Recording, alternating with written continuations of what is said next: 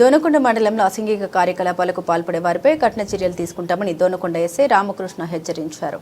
ప్రకాశం జిల్లా దోనకొండ మండలంలో జిల్లా ఎస్పీ ఆదేశాల మేరకు పోలీసులు విస్తృత తనిఖీలు నిర్వహించారు. స్థానిక 3 రోడ్ల కూడల్లో ఎస్ఐఎల్ రామకృష్ణ తన సిబ్బందితో కలిసి వాహనాలను తనిఖీ చేసి సరైన పత్రాలు లేని వాహనదారులకు జరిమానా విధించడంతో పాటు అవగాహన సూచన ఇచ్చారు. అనంతరం చిన్నగుడిపాడు గ్రామ పరిసర పొలాల్లో పేకాట శిబిరాలపై పోలీసులు దాడులు నిర్వహించారు. ఈ దాడిలో 6 అదుపులోకి తీసుకుని వారి వద్ద నుండి 40,370 నగదు, 5 సెల్ ఫోన్లు, ఒక మోటార్ సైకిల్ను స్వాధీనం చేసుకున్నారు. ఈ సందర్భంగా ఎస్ఐ రామకృష్ణ మాట్లాడుతూ అసాంఘిక కార్యకలాపాలకు పాల్పడే వారిపై కఠిన చర్యలు తీసుకుంటామని హెచ్చరించారు.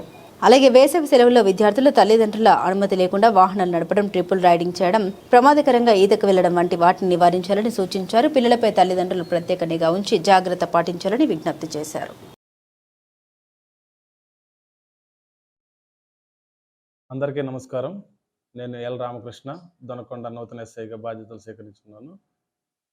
రీసెంట్గా మన ఎస్పీ గారి ఆదేశాల మేరకు, డిఎస్పీ గారి ఆజ్ఞల మేరకు మన మండలంలో విస్తృతంగా వాహనాలు తనిఖీ చేయడం జరుగుతుంది. ప్రతి ఒక్కరూ తప్పనిసరిగా హెల్మెట్, డ్రైవింగ్ లైసెన్స్ కలిగి ఉండాలి. ఎవరు కూడా త్రిబుల్ రైడింగ్ చేయకూడదు. మరియు కళ్ళకి ఎఫెక్ట్ అయ్యేలాగా ఎదురుగా వచ్చే వాహనాలు కనపడని విధంగా ఎల్ఈడి లైట్లు ఎవరు ఉపయోగించకూడదు. మరియు బహిరంగంగా మద్యం సేవించడం, కోడి పందాలు మరియు జోదం లాంటి వ్యసనాలు ఏమన్నా ఉన్నా కూడా మానుకోండి.